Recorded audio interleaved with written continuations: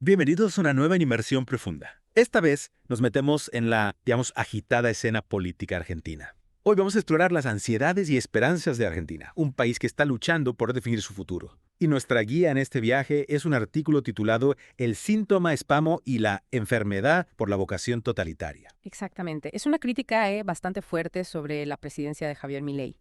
Y lo que más llama la atención es cómo conecta con el gobierno de Alberto Fujimori en Perú. Paralelismos que a primera vista parecen sorprendentes.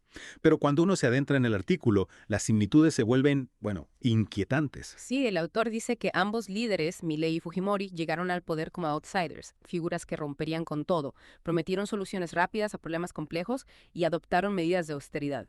¿Te acuerdas del Fuji Shock? Claro, el término para las reformas de Fujimori. Y en Argentina vemos ecos de eso con las políticas de Milei. Pero más allá de las similitudes, ¿qué preocupa al autor? Lo que realmente preocupa es cómo se están erosionando las instituciones democráticas. El artículo señala que, tanto con Fujimori como con Milei, vemos una tendencia hacia la concentración del poder, el gobierno por decreto y una falta de respeto por los controles y equilibrios tradicionales. El autor usa una palabra muy particular para describir ambos gobiernos: berreta. ¿Qué nos dice esta palabra sobre la percepción de estos líderes y sus acciones? Berreta, acá en Argentina, implica algo chapucero, improvisado, de baja calidad. Al usar esta palabra, el autor no solo critica las políticas, sino que cuestiona la legitimidad misma de sus gobiernos. Es una crítica fuerte, sin duda. Pero ¿hasta qué punto son válidas estas comparaciones? Estamos viendo un fujimorismo a la Argentina. Bueno, ahí es donde se pone interesante. Recordemos el autogolpe de Fujimori en el 92, cuando disolvió el Congreso. El artículo sugiere que hay ecos de esto en cómo Milei gobierna, aunque de manera más sutil. Sí, hemos visto cómo Milei intenta concentrar el poder y gobernar por decreto. Pero es comparable con lo que pasó en Perú. Es un buen punto. Quizás sea temprano para hablar de un autogolpe en Argentina, pero la tendencia hacia la concentración del poder es innegable. Y lo que más me preocupa es la influencia de la Constitución peruana de 1993, hecha bajo Fujimori, que parece un modelo para la élite económica actual. Las ideas de Fujimori siguen vigentes incluso después de su caída. ¿Y cómo se reflejan en las políticas de Milei? Exactamente. El artículo dice que la Constitución peruana del 93 sentó las bases para un modelo económico neoliberal que impactó en toda la región. Y vemos cómo algunos elementos de este modelo se reflejan en las políticas de Milei, particularmente en su enfoque hacia la privatización y la desregulación. Entonces, la historia se repite, aunque con matices. ¿Milei sigue los pasos de Fujimori o solo se inspira en algunas de sus ideas? Esa es la pregunta, y creo que el artículo nos invita a pensarlo. Lo que sí está claro es que el autor ve en Fujimori un espejo en el que Argentina podría estar mirándose, un espejo que refleja las promesas y los peligros del populismo autoritario. Hablando de promesas, el artículo analiza cómo ha cambiado la percepción de Milei. Al principio, su discurso y su estilo generaron una especie de subyugante aceleracionismo, una fascinación por la velocidad con la que prometía cambiar las cosas. ¿Qué pasó con esa magia? Bueno, parece que la realidad le pasó factura a Milei. El autor menciona errores, controversias y, digamos, torpezas. Sí, ha cometido algunos pasos en falsos, especialmente con Trump. Podríamos decir que Milei se ha estrellado contra la realidad, o está ajustando su estrategia. El autor sugiere que Milei está luchando para adaptarse al escenario global como si lo hubieran superado. Lo compara, y esto es muy interesante, con Lenin. Lenin supo adaptarse y aprovechar el impulso de los soviets. Milei parece menos hábil para leer el panorama político. Es una comparación sorprendente, Lenin y Milei. ¿Qué busca el autor con esta comparación? Resaltar la importancia de la adaptabilidad. Lenin, a pesar de sus ideas, fue un maestro de la estrategia. Supo leer el contexto, las oportunidades y ajustar su discurso. En cambio, Milei parece más rígido, más aferrado a sus principios. Exacto. Y esto nos lleva a una de las afirmaciones más preocupantes del artículo. Argentina no solo enfrenta una crisis democrática, sino una crisis republicana. Una crisis impulsada por una vocación totalitaria. Eso es serio. ¿Cuáles son los signos? ¿Es un riesgo real o una exageración? El autor no se anda con rodeos. Habla del abuso de los decretos de necesidad y urgencia, del estado de sitio policial sin precedentes, de la erosión de la independencia judicial. Y menciona un episodio escalofriante: la justificación de la violencia contra un fotógrafo solo por ser militante. ¿Qué nos dice esto de quienes están en el poder? Es una señal preocupante de la deshumanización del otro, algo típico de los regímenes totalitarios. Si ya no se respeta la integridad de alguien que piensa diferente, ¿dónde está el límite? Es escalofriante, pero podemos extrapolar de un solo incidente. es representativo de una tendencia al autoritarismo. Ese es el debate. ¿Son incidentes aislados o síntomas de algo más profundo? Y en este panorama tan sombrío, ¿hay alguna esperanza? ¿Algún signo de resistencia a esta vocación totalitaria? Sí, el autor encuentra esperanza en un lugar inesperado, la hinchada. Destaca el papel de los hinchas de fútbol como resistencia al régimen. ¿Qué tiene de poderoso esta forma de resistencia? Es fascinante. Los hinchas, con su pasión, su aguante, su capacidad de organizarse, podrían ser la clave para frenar esta deriva. El autor parece creer que sí. Los hinchas encarnan el concepto de aguante, esa capacidad de soportar las dificultades y apoyar lo que uno ama. Y esto contrasta con la crítica del autor a la élite política, que parece más interesada en la autopreservación que en el servicio genuino. Es un contraste muy potente. El aguante de los hinchas, que nace del amor a su club, se enfrenta a la frialdad de una clase política desconectada. Y en ese contraste quizás hay esperanza. La esperanza de que la sociedad argentina, desde sus bases, pueda superar este momento. Seguimos con nuestra inmersión en la política argentina y ahora nos toca meternos en la historia, ¿no? Claro. Entender el presente implica mirar hacia atrás. El autor nos invita a rastrear las raíces de esa vocación totalitaria que le preocupa. Y lo hace con ejemplos históricos que, a primera vista, no parecen tener mucho que ver entre sí.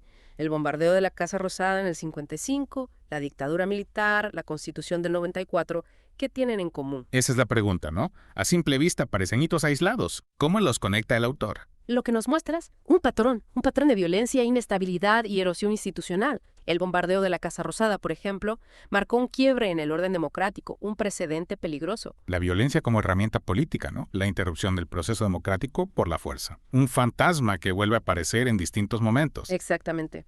Y la dictadura militar, ese ya es el punto más oscuro de esa espiral de violencia. Años de terror, represión y violaciones de los derechos humanos que dejaron una herida profunda. Una herida que todavía no ha cicatrizado del todo, ¿verdad? Totalmente. El autor dice que el legado de la dictadura sigue ahí, limitando nuestra capacidad de construir una democracia sólida. Y después está la Constitución del 94, que se suponía que iba a sentar las bases para una nueva era democrática. ¿Qué falencias ve el autor en esa Constitución? Si bien la Constitución del 94 fue un avance, el autor dice que tiene algunas cosas problemáticas. Por ejemplo, la figura del decreto de necesidad y urgencia, que se ha usado para concentrar el poder en el Ejecutivo. O sea, lo que se pensó para situaciones excepcionales se convirtió en un atajo para gobernar sin control. Exacto. Y esto, para el autor, ha erosionado el sistema creando las condiciones para esa vocación totalitaria que le preocupa. Es interesante porque nos lleva a preguntarnos, ¿fallan las instituciones o fallan las personas? ¿Es la Constitución o es la clase política? Es una pregunta difícil y el autor no da una respuesta simple. Lo que sí está claro es que hay una responsabilidad compartida. Y hablando de responsabilidad, el autor no solo mira el pasado, sino que también critica a la clase dirigente actual. Los que nos trajeron hasta acá difícilmente sean los que nos puedan sacar de este lugar de oprobio y exclusión de sí. Es una crítica muy fuerte, sin duda. El autor no cree que la clase política tradicional pueda resolver los problemas. Y hay una conexión con la idea del aguante de los hinchas, ¿no?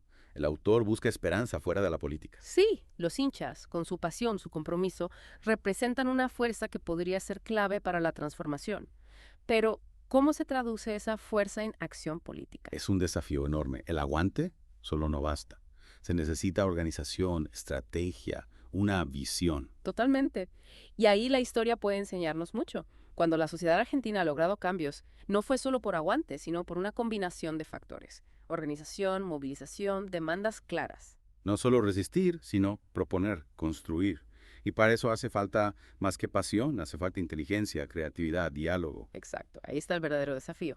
¿Cómo transformar esa energía popular en una fuerza constructiva? Un desafío para todos, no solo para los hinchas, sino para cada uno de nosotros. Sí, la historia nos dice que los cambios no son espontáneos, son el resultado del esfuerzo de una sociedad que decide tomar las riendas. Y en ese proceso, la memoria es fundamental. No para quedarnos en el pasado, sino para aprender. La memoria no es nostalgia, es una herramienta. Nos ayuda a entender los problemas, las causas de las crisis, para poder construir soluciones. Y el autor nos invita a hacer una memoria crítica, a profundizar, a no quedarnos en la superficie. La memoria es una brújula que nos guía hacia un futuro mejor. Y en ese camino, la esperanza es fundamental. La esperanza a pesar de todo, ¿no? A pesar de los desafíos, a pesar de la sombra del autoritarismo. Sí, la esperanza como motor de cambio, la fuerza que nos impulsa a seguir, a no rendirnos. Una esperanza que no es ingenua, sino que se basa en la convicción de que podemos aprender de los errores, superar las divisiones. Y en esa construcción colectiva, el diálogo es fundamental. Un diálogo franco, honesto, que nos permita escuchar las diferentes voces, entender las distintas perspectivas. Un diálogo que no se limite a la política, sino que se extienda a todos los ámbitos. Porque solo a través del diálogo podemos superar la polarización, la intolerancia, la violencia. Y hablando de violencia, recordemos que la vocación totalitaria no se manifiesta solo en la represión física, sino también en la violencia simbólica, en el discurso de odio. Totalmente. La violencia simbólica es una forma sutil de silenciar, de imponer una visión única, de crear miedo. Y esa violencia simbólica está presente en muchos ámbitos, no solo en la política, sino también en los medios, en las redes sociales. Es cierto. Y hay que estar atentos a esas manifestaciones, no naturalizarlas. La violencia en todas sus formas es un retroceso. Y ahí la educación es fundamental. Una educación que promueva el pensamiento crítico, la tolerancia, el respeto por la diversidad, el diálogo. Totalmente. La educación es la herramienta para una sociedad más justa, más libre.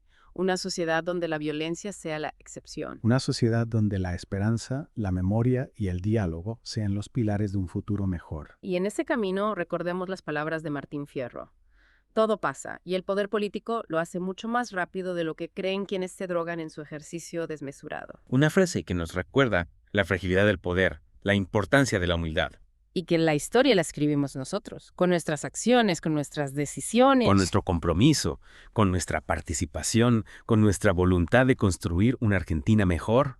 Y en ese espíritu los invitamos a seguir reflexionando, a compartir sus ideas, a sumarse a la conversación. Porque el futuro de Argentina se construye entre todos. Volviendo a lo que hablamos antes, me parece clave la necesidad de que haya un recambio generacional en la política argentina. Si esa frase de los que nos trajeron hasta acá difícilmente sean los que nos puedan sacar de este lugar de oprobio y exclusión, es muy fuerte. El autor apunta directo al establishment, ¿no? Totalmente a la resistencia al cambio, a la falta de autocrítica, a que todo siga igual. Es como si estuvieran en un barco que se hunde y no quisieran construir uno nuevo. Y ahí entra la idea de un cambio generacional, ¿no? No solo caras nuevas, sino una transformación profunda del sistema, nuevas ideas, nuevas formas de hacer política. Exacto, una nueva generación que no esté atada al pasado, dispuesta a romper con las viejas estructuras, a construir un sistema más transparente, más participativo, más cercano a la gente. Una generación que al mismo tiempo conozca el pasado, que aprenda de los errores, que no repita las viejas recetas. Si la memoria es fundamental, no se trata de vivir en el pasado, pero tampoco de olvidarlo. Recordar para comprender, para aprender, para no repetir los errores. Y hablando de memoria, volvamos a la figura del hincha que el autor ve como una esperanza. ¿Qué rol podría jugar esta nueva generación en la construcción de esa Argentina que queremos? Yo creo que el autor ve en los hinchas un ejemplo de compromiso, de pasión, de capacidad de organizarse. Una fuerza social que, si bien está ligada al fútbol, tiene un potencial que va más allá de las canchas. Es interesante porque el autor no los idealiza, ¿no? No los presenta como salvadores, sino como un ejemplo de lo que se puede lograr cuando la gente se une, se organiza, lucha por lo que cree. Exacto, y creo que esa es la clave de la participación ciudadana. No esperar que los líderes nos salven, sino involucrarnos, ser protagonistas del cambio, exigir a nuestros representantes, controlarlos, construir una sociedad más justa desde abajo. Y en ese camino, la educación es fundamental. Una educación que forme ciudadanos críticos, responsables, comprometidos. Ciudadanos que puedan discernir, analizar, no dejarse manipular. Totalmente una educación que promueva el pensamiento crítico, la tolerancia, el respeto por la diversidad del diálogo. Valores esenciales para una democracia. Y en ese sentido creo que el autor nos deja un mensaje esperanzador a pesar de todo. Recordemos la frase de Martín Fierro: todo pasa. Y el poder político lo hace mucho más rápido de lo que creen quienes se drogan en su ejercicio desmesurado. Una frase que nos recuerda que el poder no es eterno, que los ciclos cambian, que siempre hay esperanza. Y que el futuro al final depende de nosotros, de las decisiones que tomemos hoy, de las acciones que hagamos para construir una Argentina mejor. Una Argentina donde la justicia social, la libertad, la democracia y el respeto por los derechos humanos sean valores irrenunciables. Una Argentina que esté a la altura de quienes lucharon por un país más justo y solidario. Gracias por escuchar Geopolítica, un podcast de Enrique Aureli. No olvides, apoya económicamente y difunde nuestro trabajo. Hasta la próxima.